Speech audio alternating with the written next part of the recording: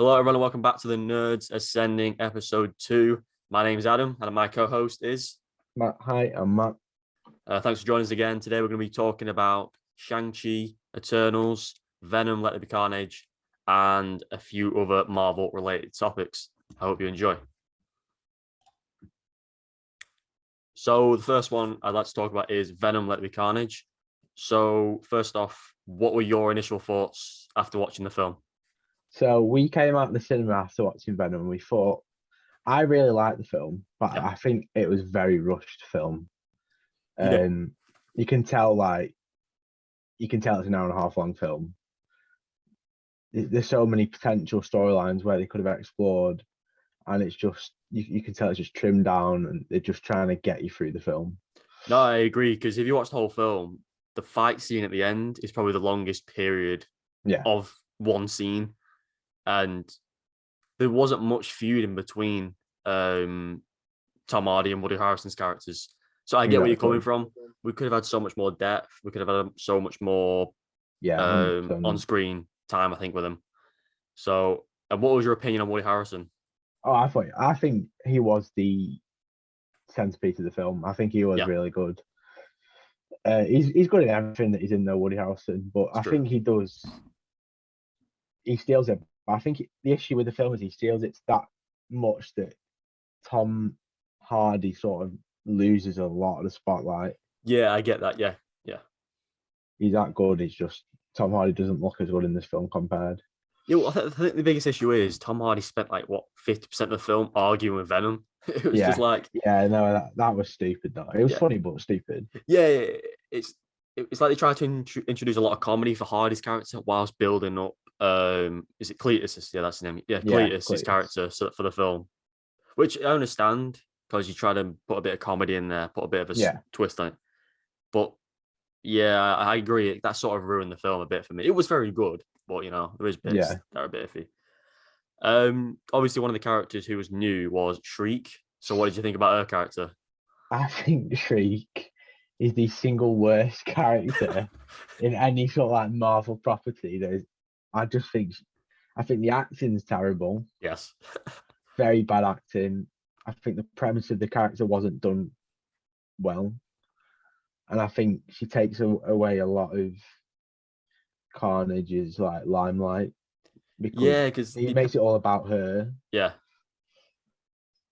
No, not fun. No, I agree, because they paired two characters together that just sort of polar opposites. Because she was based on sound, Carnage was based on not liking sound. So it was very weird how they paired those two characters together. Yeah, it was very, very odd. Yeah. And obviously, there'll be spoilers ahead. Well, there's obviously spoilers we've already talked about, but for the post-credit scene in general, what did you think about going into the Well, I think it is the multiverse, isn't it? Yeah. So what did you think about that and the whole introduction to Venom and Spider-Man sort of interacting? I think it's the right way for them to go. Yeah. And I think at the end of the day, that end credit scene does make the film worth it to go and see. Yeah.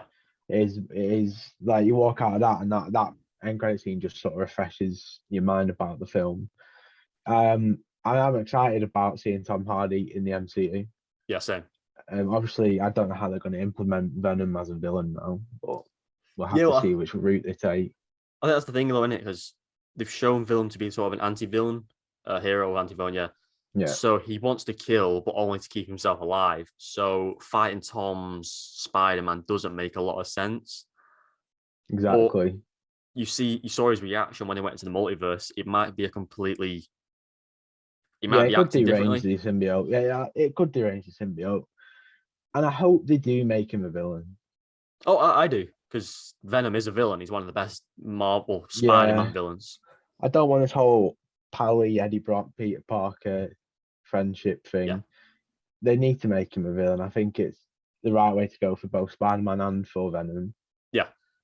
I think after Carnage, obviously they set up Toxin in the film. With Stephen Graham's character. Oh, is that whose character is? Right. Yeah, so he's going to be Toxin, but I think the Venomverse should probably run its course now. Carnage. Yeah, well, they've done enough, haven't they? They've give a bit of comedy. They've give Venom a bit of time to be sort of a good guy, bad guy. And as you said, they should just make him a full-fledged villain for the next Spider-Man movie, which I think would be great. Or Venom 3, if you put them both together, whatever it is, whatever they do. Yeah. Yeah. So what was your thoughts on Carnage dying? Obviously, he had to die in a way, but... Yeah. I don't know how I thought about it. I thought killing Cletus Cassidy was stupid. Yes. This is Carnage that you're talking about, and they give him an hour and a half of a film and one fight scene. Yeah. There's a lot of people, me included, that are more excited to go and see Carnage than Venom in this film. Oh God, yeah, I've wanted to watch Carnage on the big screen for a very long time. I remember when we were stood at Alton Towers when the trailer came out, and it was like, oh my, actually an intimidating looking villain. Yeah. The way they did the aesthetics of it right, they did the entire promotion of it right, and then I think they could have kept it going for a few more films with Carnage. Not completely kill off Cletus. I think that was.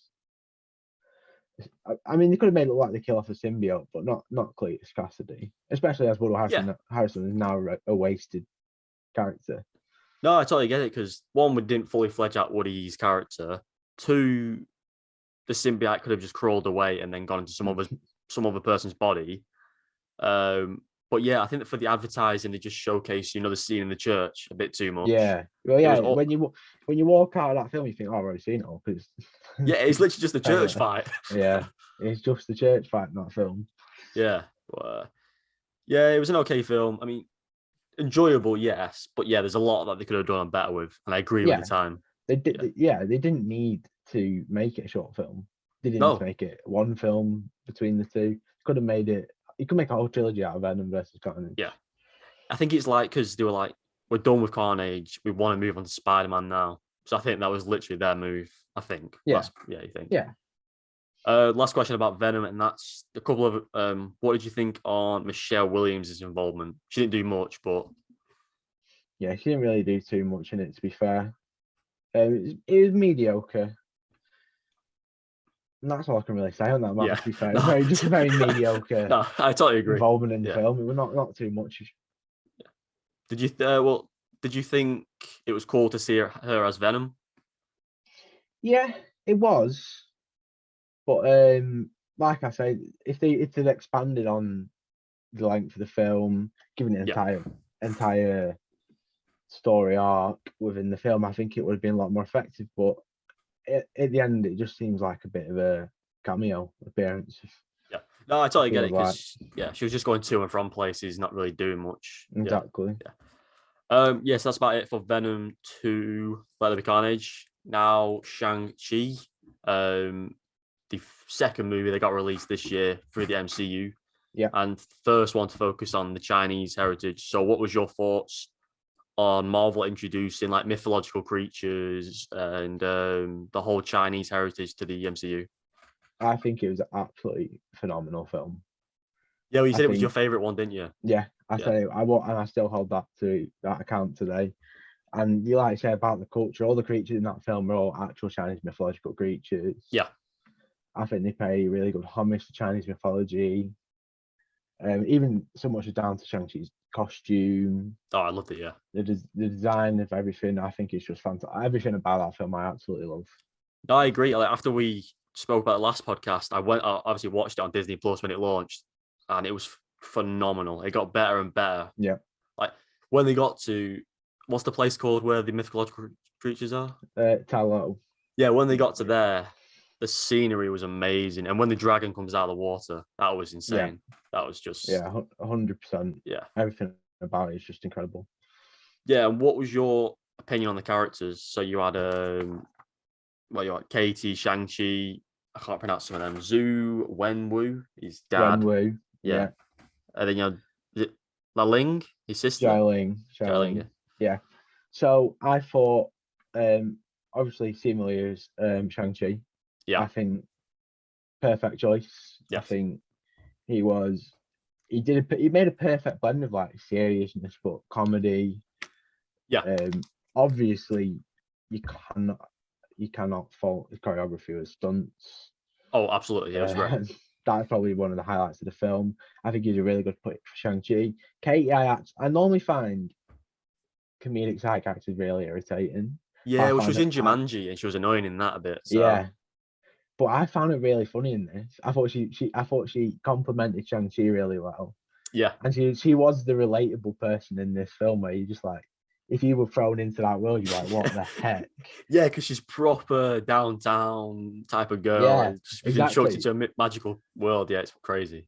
Yeah, I agree. She's really good. Wenwu, well, I think was a great villain. Yeah. Who obviously in the end wasn't the villain. I like that redemption storyline. It was like 2 minutes long, but it was perfectly done. Yeah. Just at the end, that whole redemption. I liked that. I like the fight scenes with Wenwu. The first one with Shang-Chi's mother. Oh, yeah. Even just the intro to the film where he uses the rings in like the medieval times. Oh, it's so sick how they go around his body. Yeah. Yeah. And I like the whole premise of his character where he tried to be good, he tried to change, but he could never turn away from the rings. Yeah. Because of everything he did with them cost him his happiness. And I thought he was a really good villain. I thought the end of it where he gives up the rings to save his son. Yeah, that was so awesome. It was very good, very good. And his sister. Yeah. Sorry, and his sister. I thought she was. Obviously, we're going to see more of her where it says at the end of 10 Rings will return. Yeah, I can't wait for that. I thought she was really good. I think she did the job she was supposed to do. Obviously, she wasn't a standout character compared to the rest, but yeah, she was really, really good. No, I agree. I mean, this film was very good at giving each character their own parts of the film. It's like you had, as you said, Katie. She had the whole bow and arrow scene, and she obviously saved the day in the end, and that was a really cool arc for her and relationship with the characters. And Shang-Chi's character was just, in my opinion, he's probably on the bar with Captain America and Iron Man's level. You know, good build up from the start, thrown into that world, and then just amazing fight scenes as well. Yeah, 100%. So, what was your opinion on the whole dragon v? Was it another dragon that came out of the wall? The demon thing. Yeah. What was your thoughts on that battle? I really liked it. In my opinion, it was slightly drawn out. But what do you think? I can see where you're coming from. Yeah. I liked it in terms of the fact that it was very refreshing to see. Oh yeah, I absolutely agree with that. And I think the cinematography of it was brilliant. Yeah. The effects were good. And I liked that they didn't. I thought I went into that film. I went into it with quite low expectations. I wasn't really excited for Shang-Chi. Yeah. And I thought they were going to drag out him finding the dragon under the water. Yeah. But no, before the battle even begins, he gets knocked under the water, finds the dragon, and the dragon is there for the duration of the battle. It doesn't come and save the day at the end.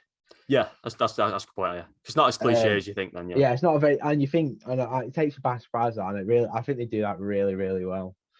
Yeah, I agree with that.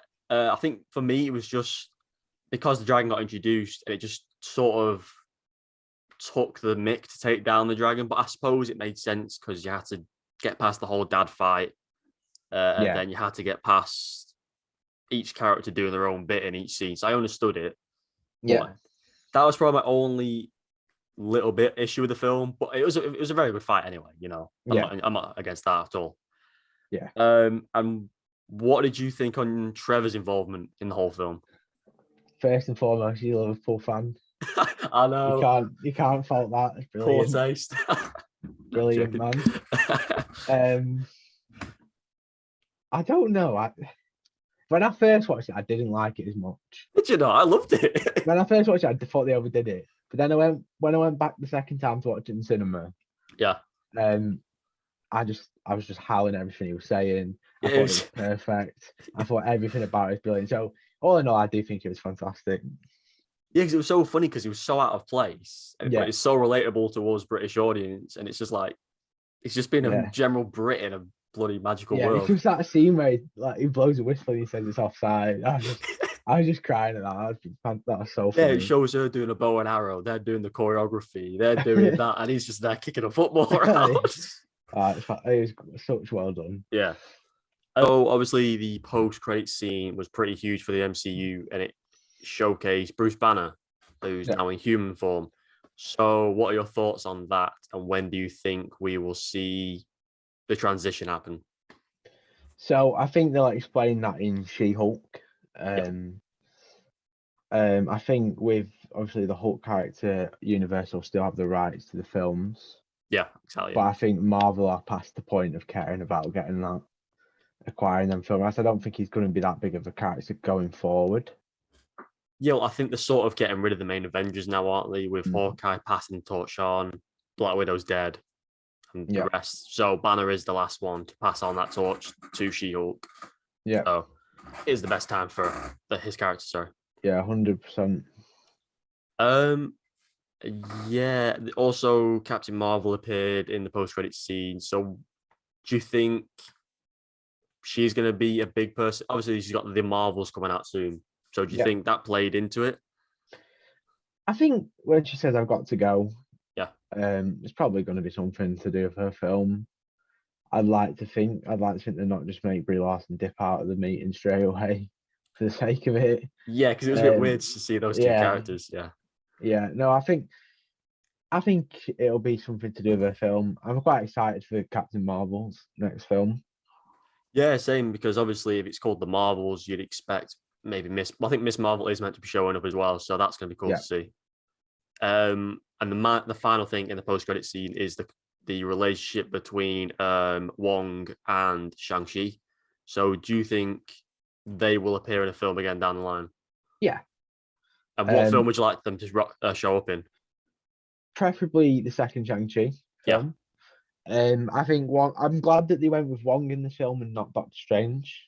Yeah, it gives him more to do, I suppose, because he's been a side character. So yeah, and Wong's actually a really good character. Yeah, he is. He's a really good character, and obviously the fight with Abomination. Oh, that was so cool to see them. That was brilliant. Yeah, I would like it to be in the second Shang-Chi. I'm not sure what other films other than potential future team-up film Shang-Chi would appear in himself. So if we were to see them two again, it would probably be in Shang-Chi's own franchise. Yeah, well, you see him discussing, obviously, on the map thing that Wong has in his hand, that an unknown location has appeared. So I have my theories on that. What do you think is that place? I'm not too sure. I thought when he said it was a beacon, I was thinking, obviously in the comics, is it Thing Fang Foom the dragon? Oh, the cosmic dragon from the Shang-Chi comics. That's the only place my sort of brain went to when it said it was a beacon. Why? What did you think? Well, it's not. It's more I want it to be Kung Lao. Is it Kung Lao? Iron Fist base world. Oh, Kunlun. Yeah. I love that crossover. I did sort of go into this film expecting one of the end credit scenes to actually be Danny Rand showing up. Yeah. He didn't, but I think future prospects, obviously with the teasing of Kingpin coming back, Daredevil. Yes. I'm not too sure if they'll cast Finn Jones again. Yeah, because I think he was probably the weakest of the defenders. Yeah, I don't think he played the character particularly well compared to everyone else. I think the story was quite weak. It was good, what they were showcasing, but I think that series just lacked in every aspect, I think. Yeah, because the way I sort of got ran, they just sort of made it like a B-Tech Batman Begins. Oh, God, yeah, absolutely. And he comes home and he's the rich guy, and it's just... Yeah, and he's gone training off in some mystical... Yes. It's literally just... They make him like a rubbish Bruce Wayne, where I think he's actually a brilliant character in his own right. So yeah, I'd like to see them bring Iron Fist, but I wouldn't like them to continue Netflix's Iron Fist. That's one show that should be rebooted. Yeah. Yeah. Daredevil should have its soft boots, but that's the one show I think that should have its own full reboot. Yeah. Yeah. Something else that obviously I want to discuss that. Well, the other post-credit scene was Shang-Chi's sister setting up the fighting area in her dad's kingdom. So what did you think about that? I liked it. I liked that she sort of like reformed the 10 rings, as obviously she goes through that film saying that she wasn't allowed to train. Yeah. The women weren't allowed to train. I thought that was quite a good way to end it for them. I'm excited to see where they possibly show up in the future. Obviously she doesn't seem pretty villainous, but she could always be manipulative to get to the top. It could be all a power game. Do you think she'll have her own show, or do you think it makes the most sense to have her own show?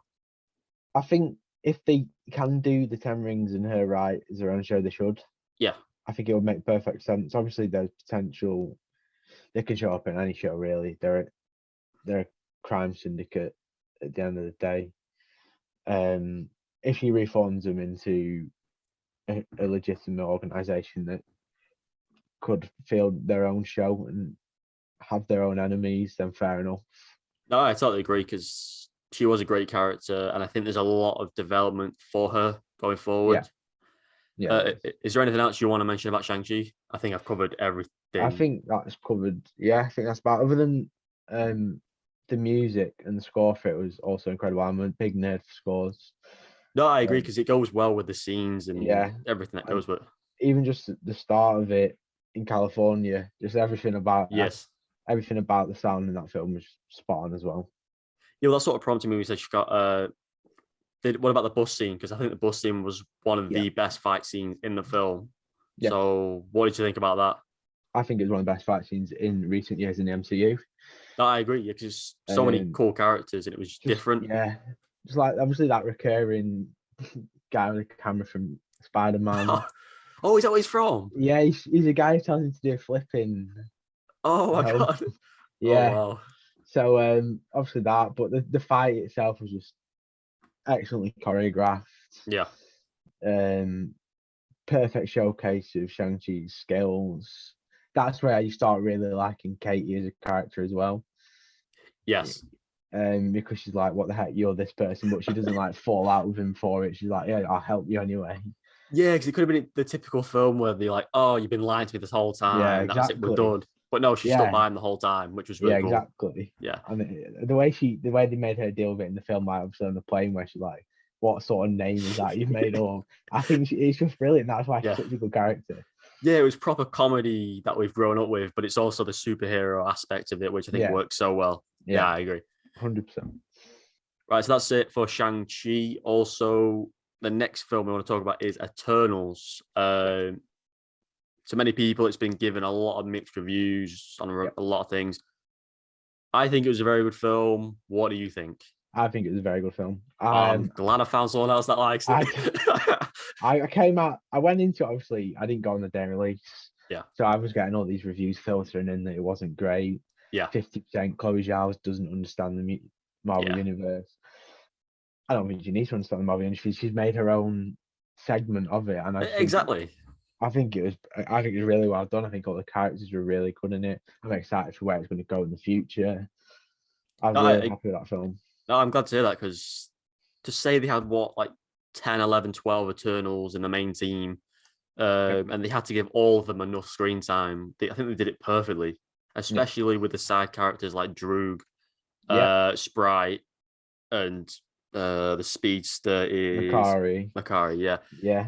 They balanced it so well. I mean, Icarus was a phenomenal main character. I think Richard Madden did him justice. I think he did a really good job as Icarus. Yeah. I love Richard Madden and everything. He's really good in The Bodyguard, obviously. Yeah. Rob Stark. If you've ever seen Medici on Netflix, he's really good in that. So I was excited to see him playing Icarus, and obviously the twist they do with his character in the film. Yeah, that last fight scene was excellent. Yeah, I didn't expect him to be the one who is actually perpetuating everything. Yeah, was it the flashback scene they showed first, and it showed him killing? Yeah, when he's like, "I'm not who you think I am," and then you see him actually take her. I was like, "Oh my gosh!" That actually surprised me. I don't normally get surprised by turns. No, but that's what Marvel needs more of because everything they show in the trailers and stuff. You thought Icarus was this leader, this hero, and then it turns out he was like an anti-villain in the end. Yeah, but the last scene for me was like watching Superman, because obviously with the powers and how evil he can become against the Justice League. So yeah, you do get that vibe from it where they'll have to team up to take him down, have to outsmart him. Yeah, and I'm glad in the end Icarus turned good in a way. Yes, he sort of like just gave it up, the pipe dream. Yeah, to make because everything that Cersei did makes sense. Of course. So what was your obviously, so you like the film. So what were some of your highlights of the film, your standout points? So although it was a very small appearance for Dane Whitman, Yes. and Kit Harington, I did get very excited at the thought of him, which pays off in the end credit scene. Yes, absolutely, because that's going to be amazing. Yeah, it's good. I really like that direction. Obviously, where they go to Druig's village and then the deviants attack, and that whole village fight scene, and with Gilgamesh, I think he's a really good character to kill him off. Yeah, he in was that actually one of scene. the surprises of the film for me. I didn't think he was going to be as good. No, So no, I don't think he's going to be good, but he's just a really, really strong, really kind-hearted, really. yeah, You just get really good vibes from his character, and I think they made the right decision to kill him off because it's one of the characters in the film to kill off, and people are like, "Oof, I didn't want him to die." He has that sort of like effect. Other highlights. I liked the end credit scene with Harry Styles as Eros. I loved it. As soon as he came down that hallway, I was like, "Oh, it's Harry." Yeah. I mean, I got it spoiled for me prior to that, but Oh, did you? yeah, someone. I think actually one of my brothers said Harry Styles in the film. Went, why would you say that? Why would you say that? Well, it's cool. Say. No, I'm excited to see where they take that. Obviously, he's Thanos' brother. Yeah, very weird because the polar opposites, like Thanos is Yeah. this massive, huge guy, and then you got Harry Styles, who's a midget, not midget, but a small guy.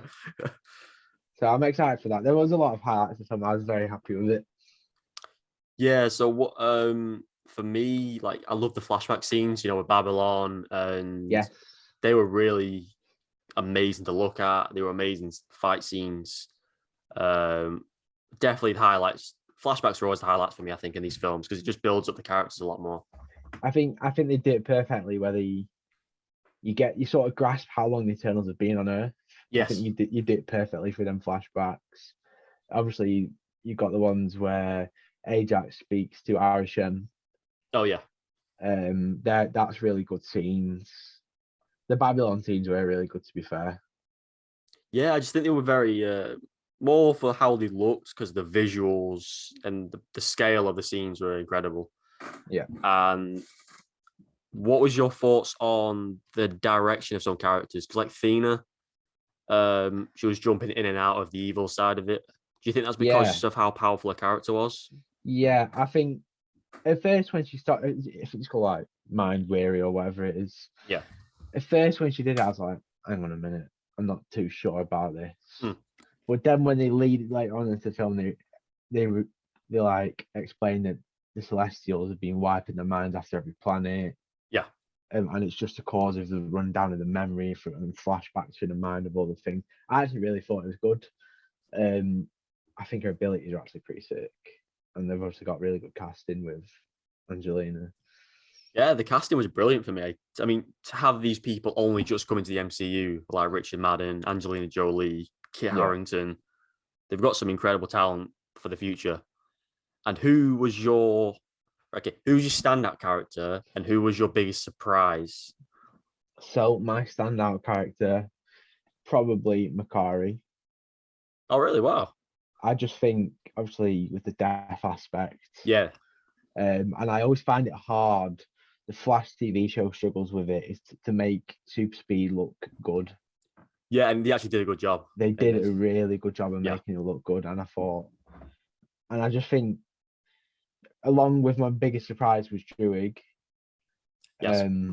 I thought that they've cared for the people. Obviously, Cersei cares for the people. Yeah. But the way they immediately cared for the people, they were like the young fools messing about. And obviously, there was that romantic aspect to the two of them. Yeah. I thought Makari was really good. Every time she's on screen, I enjoyed seeing her. I did also, I'll add Fastos to that as well. Fastos. Oh, is he the gay the scientist? Yeah. Yeah. He was really good. Yes. He was funny. All the scenes where he's such a dad. It did make me laugh. Oh, I love the table scene. Where he says, "What's this made of?" Yeah.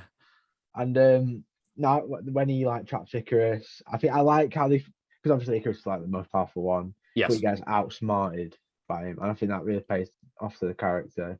But yeah, Druig was a big surprise because I didn't expect to like him that much. Yeah, he became more likable, I think, when the film progressed. And obviously, you start seeing in Babylon where he quits the Eternals. Yes. Where it's like, I'm sick of not being able to stop this. And I think he's a good-hearted character. And I think that really just pay off. And obviously, at the end of the film, like you say, where he bonks Sprite on the head. Oh yeah. And when you think he's been killed, and he just bonks her on the head. Yeah. I didn't expect that. I did notice in that film there was a lot of DC references. Yeah, there was the Superman one, obviously. There was Batman. Was the Bat? Yes. Yeah, there was the Alfred Batman one as well. So I'm not too sure, Yes. like why, but It's because Marvel's that good, they can include DC properly. Yeah. I think it's good that they can just include it naturally and not think much about it. Yeah, to be fair, I do agree. I was taken aback by the Batman one, had me like, what? But no, I liked it. I think I want to live in a world where you don't blink if you're watching a DC or a Marvel film. So yeah, exactly. It's the best way to be. Yeah, exactly. Where I'm sporting my Green Lantern t-shirt, so I like me DC as well. So that's one film I've never watched. So you don't need to watch the film. It's a terrible film, but the character's really cool. I've heard the good things about it. I mean, in the Justice League Snyder Cut, it looked cool in that, With the Green Lanterns fighting in the battle, yeah. Yeah, they were cool. There's a lot of potential to do with the Green Lantern characters, but they haven't done it right with that film. Because DC just needs to do it from Man of Steel properly. Yeah. Well, that's a conversation for another. Yeah, I was gonna say that. Yeah. Right. So what was your thoughts on the Celestials being sort of the main villains? Obviously, Icarus was the main villain in a way. Yeah, I liked it. I don't think you can have these Celestials be the creators of all things and sort of not have that dark element to them. Yeah. Obviously, they planted the seeds in the planet to birth a Celestial after all these times, and I liked it. Obviously, they were coming to, you see him in Guardians of the Galaxy. Yes. In the collector's room. Were they in Thor? They've been coming for a long time. I think they were in Thor. Was it Thor 2? Too sure. I'm not too sure. I can't remember. Oh wait, no, sorry, no, it is Guardians. It's the flashback in it that he shows. Oh yeah. Scene, with the stones. Ignore me. And I think they've been coming for a long time. Yeah. And I like the fact that they're not coming. They're not good. They're not good. They're not really bad. They do what they do as Celestials, but it is bad to what we the people see. It's like when Thanos feels justified in his own actions, they do too, and that's obviously what Icarus feels in the film. Oh yeah, because there's no villain really, because everyone's doing it for a purpose. Yeah. In their mind, they know what they're doing is good for them. They try to help in a way. So do you think this paves the way for Galactus to appear in an Eternal sequel? I do. I think he's coming sooner than later. Yeah. After Thanos, there's not really many characters you could do. Personally, Doctor Doom is my next big bad that I'd like to see. Would you think they'd wait for Doctor Doom after Kang, though? Because obviously Kang, I think, is the next one. Kang does seem to be the next one. Yeah. I think, obviously, they're introducing Fantastic Four at the end of the phase. Yes. I think that's where you start getting Doctor Doom. But in terms of Galactus, yeah, it probably does pave the way for it. You're getting into that more cosmic side of the MCU. Yes. And obviously, you've seen the cinematography of it. They can pull it off with a massive celestial in the sky. Yeah. That was what my main worry was going into this film. How are you going to see the Celestials compared to the Eternals? Yeah, because Eternals are just human beings, aren't they? It's what we've seen for every superhero film. Exactly. So I think they did it really well. So I think it gives it the green light to go ahead, and I think it probably will come. Eventually, will come. We'll see the Silver Surfer soon. Yes. We'll see him soon. I mean, I hope they go to Galactus because you want to get bigger and better every film. You've gone for Thanos. Kang's bigger than Thanos. As you said, Doctor Doom. Yeah. And then you obviously would go to Galactus as your probably like Phase 8 villain. I don't know. Whenever we get to that far. It will be good. Yeah, for sure. I can't really think of much more. Deviants, what's your opinion on them? They were I wasn't let down by the deviants. They served the purpose that they were put in there to do. I think they were pretty weak compared to what they could have been. Like when they killed Ajax on the ice, I was like, you should probably be able to take these. Yeah, it was just like she just died and just let it happen. I like the fact that they absorbed the power. I thought that was really cool. But then obviously, I like the way Fina kills him, the main the deviant. Yeah, slices him in half. Yeah. But I feel like they should have given the deviants a bit more of a forefront, because you're sort of like, oh, we're scared of the deviants, they're going to come, and then you're like, hang on a minute, it's Icarus. Yeah, just laser him. Yeah, exactly. So mixed bag, but they did the perfect thing I meant there to do. I don't have any faults with them. The design was good. Yeah, I think once he formed into like the human body, once he killed Gilgamesh, sort of became a bit better. But it wasn't really much to it, as you said. The fight scene with Athena was a bit short and a bit iffy. Yeah, exactly. But, it was decent. It was as good as it could be, I think, for what the film was offering. Yeah. Then I think that's about it for Eternals. Have you got anything else you'd like to add? No, nothing about the Eternals to add. No. All right, cool. So now we spoke about the latest 3 films. We spoke about a couple of projects from Marvel in the last one. And now we're going to speak about the latest Spider-Man trailer and what our final opinions are going into this film. Yeah. So we finally got official confirmation from the trailer that Lizard, Electro, Doc Ock, Green Goblin, and Sandman are in the trailer. What were your thoughts on the visuals of the characters? I think the visuals, they're perfect.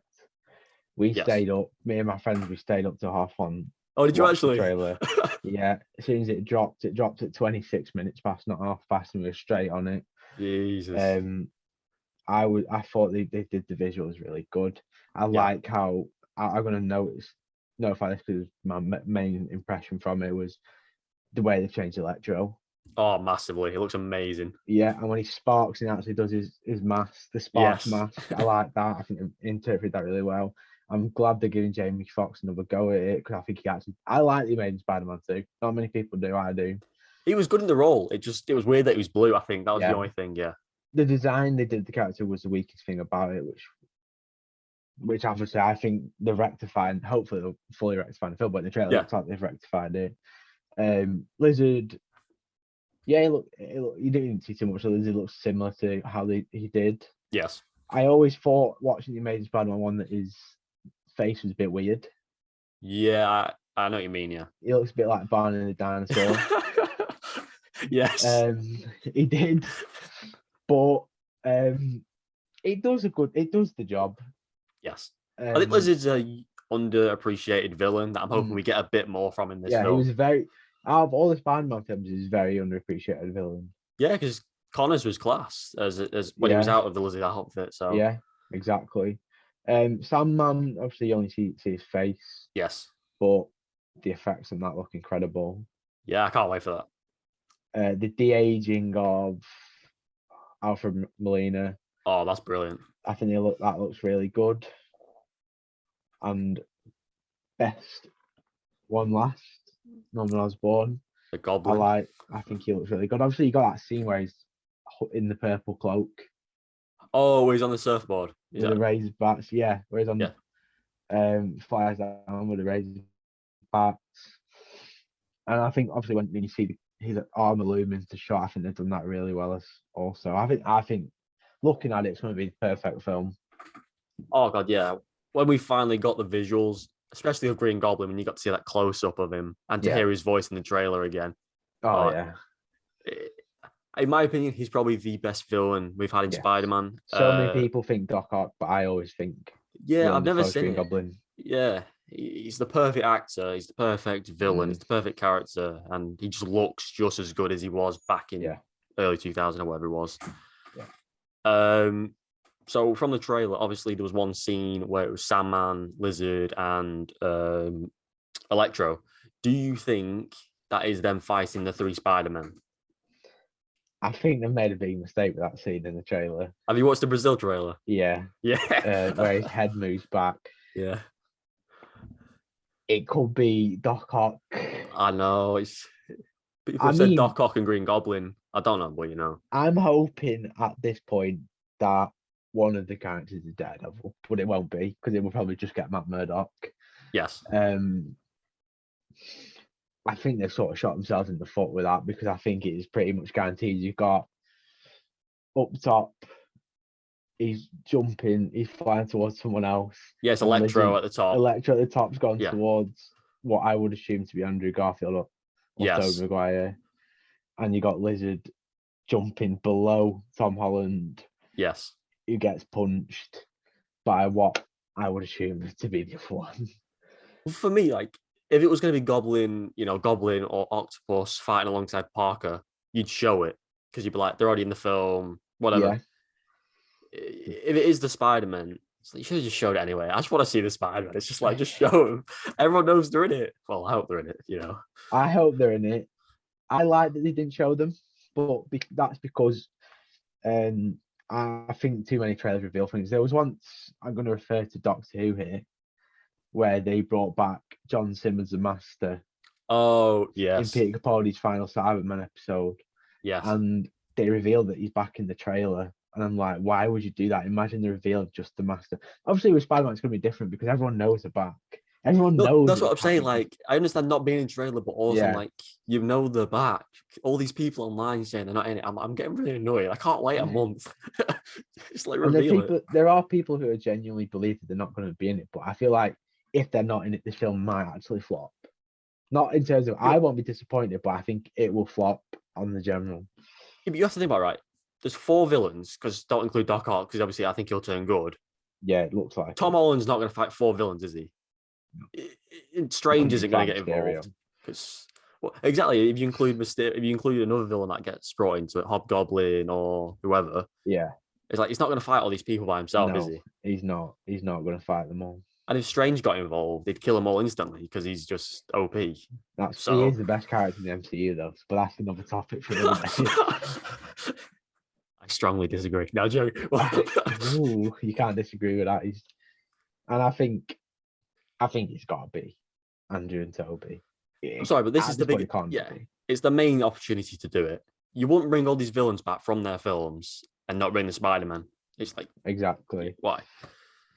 It's gonna be, and obviously you have that scene where MJ falls. Oh, and people theorizing it's gonna be Andrew's hand. It is a weird cut, though. Like. It is a really weird cut, and I think they've made it purposely. If it is Andrew's hand, they've made it purposely just the 2 hands so you can crop one out. Yes, and replace it. And I hope it's Andrew. Andrew's my favorite Spider-Man. I mean, obviously you couldn't save Gwen, and they made Spider-Man 2 in that exact same way. Yeah, that was just awful to watch. I was like, oh, we saved her. No, back broken. Yeah. Yeah. I think that was one of the first times I cried in the cinema. Really? Yeah. I thought Emma Stone was brilliant as Gwen Stacy, but... See, I'm okay with saying Amazing Spider-Man's good and that Garfield's your better, but Emma Stone, I just can't stand. Can you not? I love her. I think she's brilliant. I think she's the worst of the 3 main women. No, Kirsten Dunst is. Really? Oh, no, I can't stand her. I think her acting's terrible. I think Zendaya is the strongest for me. That's just my opinion. I like Zendaya a lot. She's. I'm excited to hear in the June films coming up. I need to watch. I need to study to watch the first one. You do need to watch it. I'm excited to see her in that series. Yeah, I think she's really good. She's really good and Great Showman, and I think she's good as MJ. I think she does. I think she goes along with Tom Holland really well. Yeah, the trio work excellent. I think. Yeah. So also in the Spider-Man trailer, it shows Happy Hogan, and I personally think he will die. What are your opinions in that? I think if anyone in this film is going to die, I will be Happy. I think all scenes in that split up piece in the trailer point to that. I was thinking potentially it could be Aunt May that dies. Yeah, that's true. Yeah.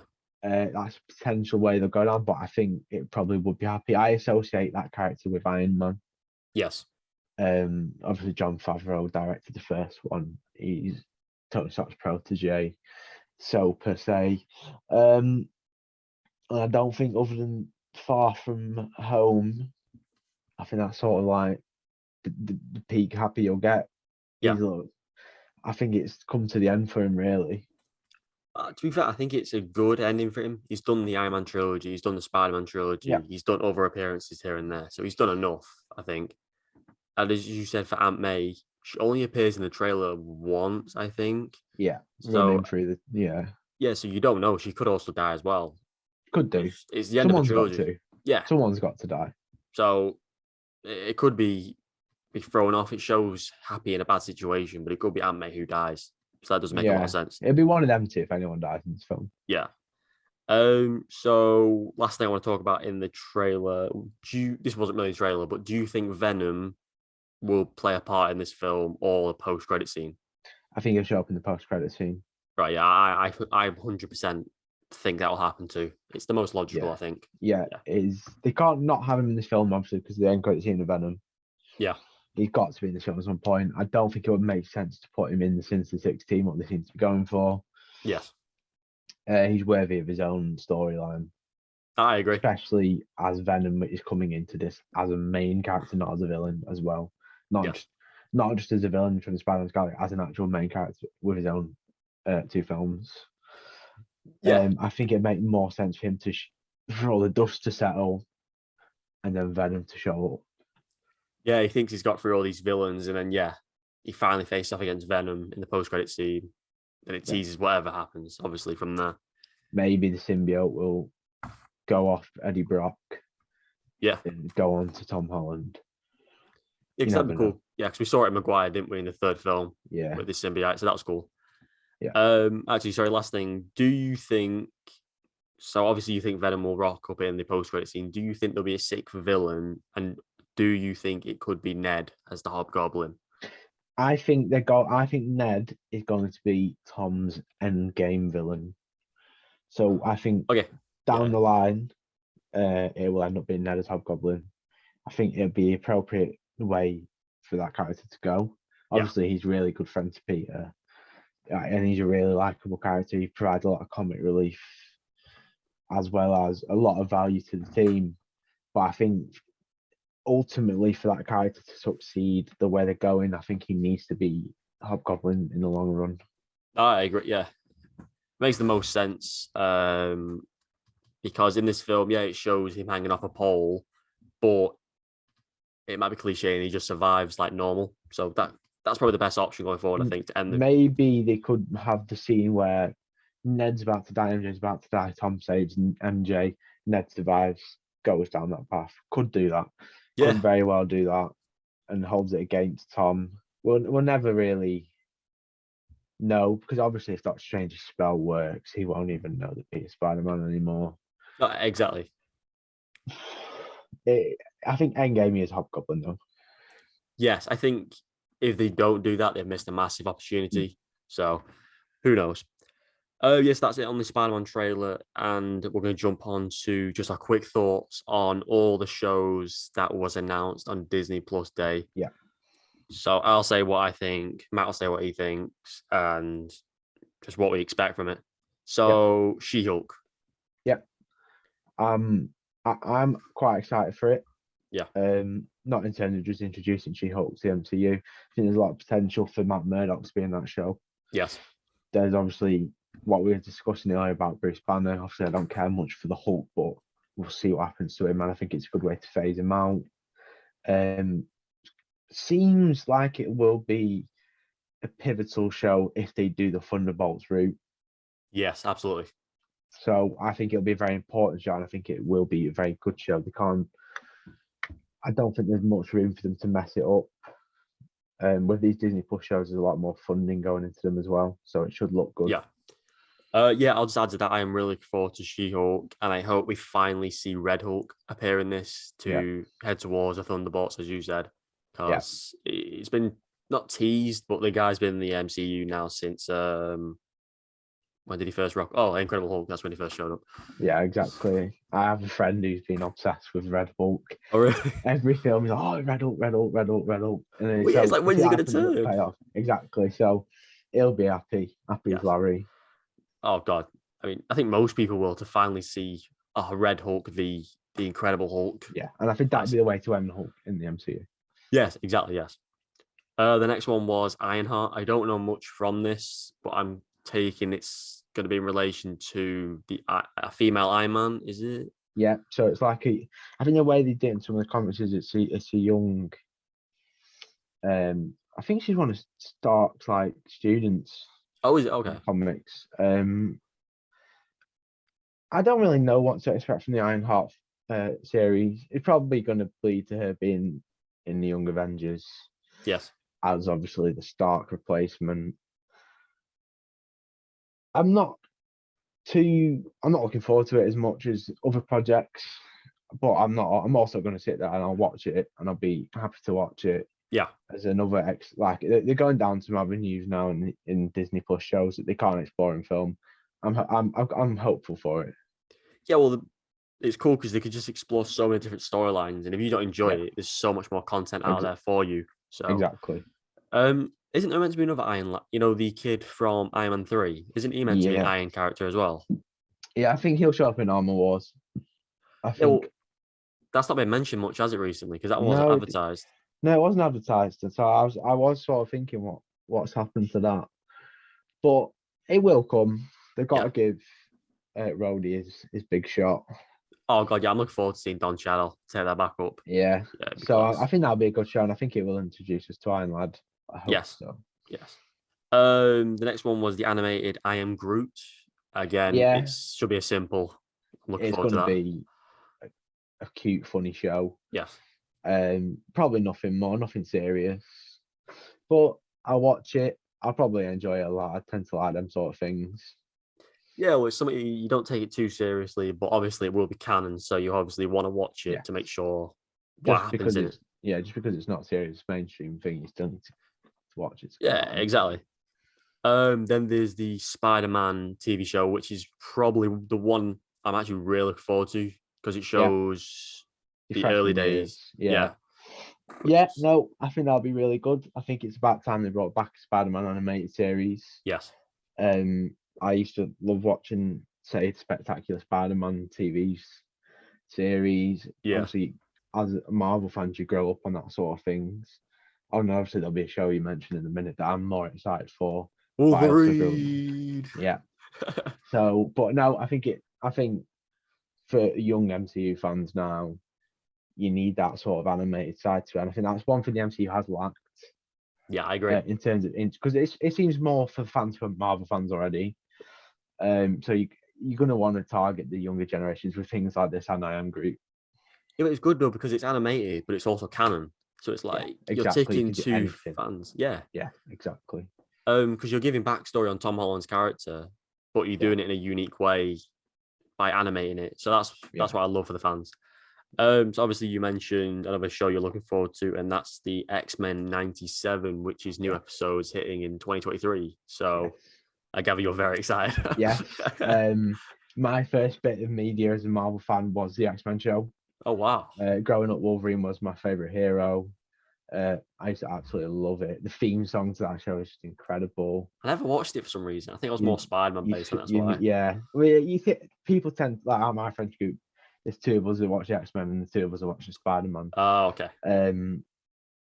I preferred it because I think the mutant side of the superhero take, but the mutants, I like that side of it. The show was really good. It got weaker during its final run of a few seasons. But now that's the sort of thing that'll introduce new fans to the animated, but also bring back a lot of people who watch the original series, and I cannot wait to hear that intro again. I've got to say, it wasn't when I was looking through Instagram when they got announced, it was the most random announcement ever. I was like, I mean, obviously they got rights to Fox now, but I was like, I didn't expect him to go back and do a throwback series as well. So and they've got returning cast members like Wolverine as well, so that's good. Oh, wow, that's amazing. The final animated show I'd like to discuss that was announced was Marvel Zombies. So obviously in What If they had an episode. So what was your opinion on that episode and how it ties into this? I like that episode. I like how at the end of that episode, I think is it Ultron that's actually the bad person? Yes. Yes, because he's actually luring them in because obviously he's a robot. He can't Oh no, it was Vision, pick wasn't up on them. Vision, yeah, not Ultron. Yeah, because Vision was working with Scarlet Witch. Yeah, and he had, yeah. No, I was on about Vision, but because obviously he's not human, they're not attracted to him. Yes. I hope it's more on that sort of side of it.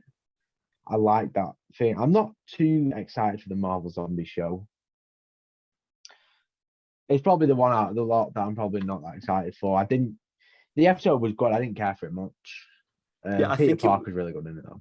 Yeah, I mean, some of the chemistry's like with Wasp and Spider-Man. That I liked their relationship in it. Yeah, and Wasp, yeah.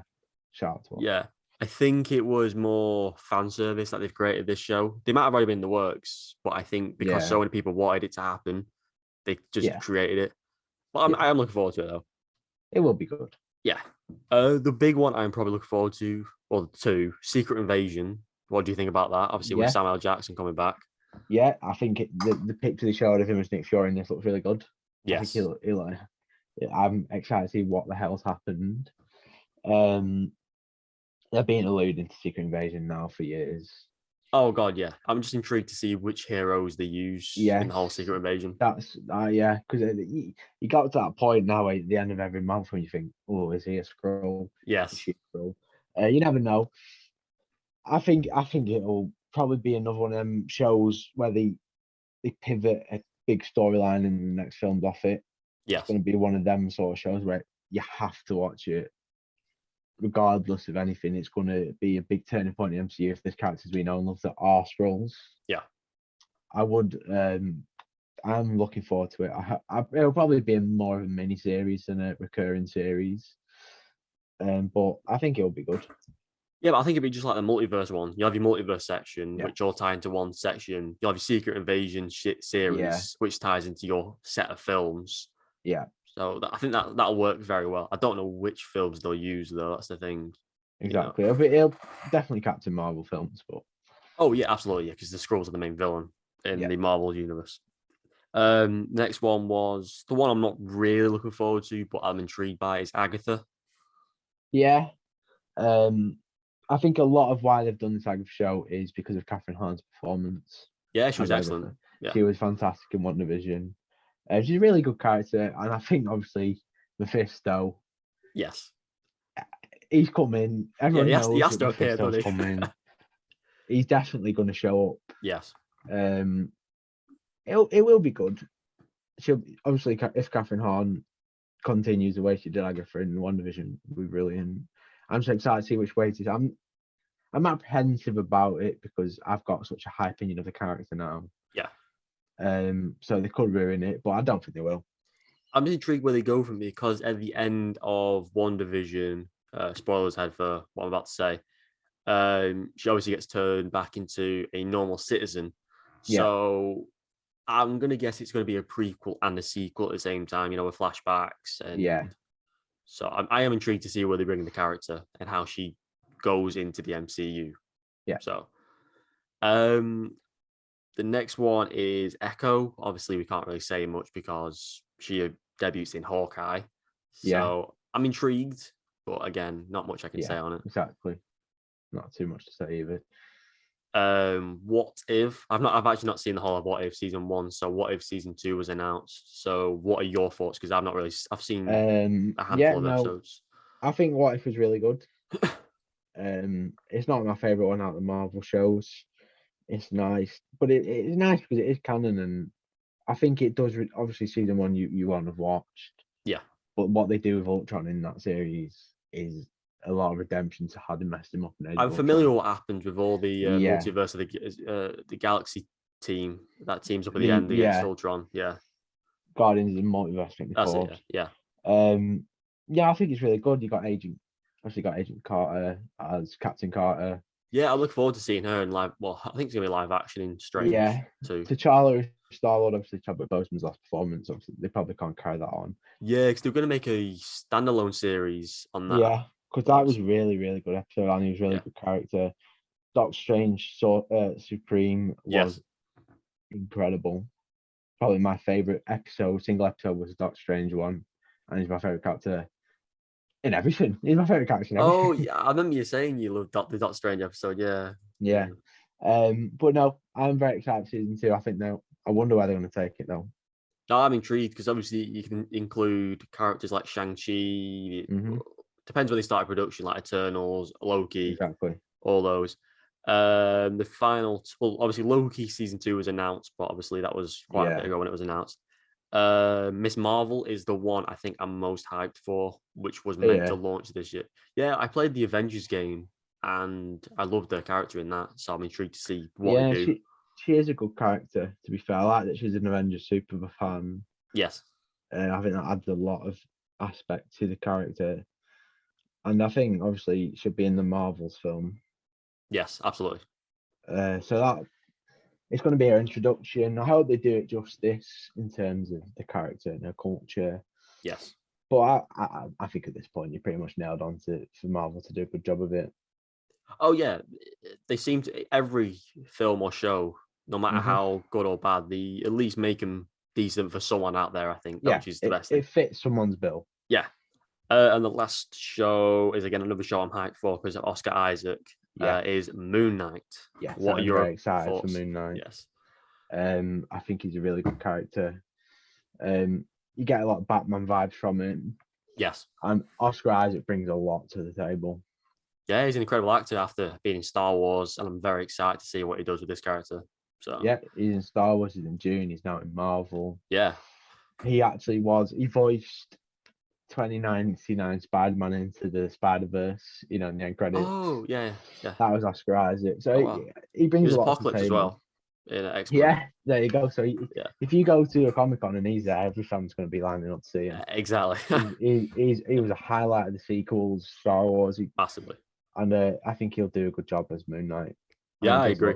And he'll bring a darker side to the MCU, because obviously Moon Knight actually kills people. So, as you said, he's sort of your Batman sort of type character. He's a is he a vigilante? Yeah, he's more of a vigilante. He's more of like he centers on revenge. Oh right, yeah. I think it's called Mark. Something Spectre. I think it's Mark Spectre. Okay. And that's a character, and it actually it's a lot of split personalities. It's like a disorder in his personality that is a big central theme to his character. So I think they'll take that in really good directions. That's cool, nice. Right, so they are the shows that were debuted on Disney Plus Day. We've discussed, obviously, the 3 movies, the Spider-Man trailer. We're going to be discussing WandaVision, Loki, and What If in one of the next episodes.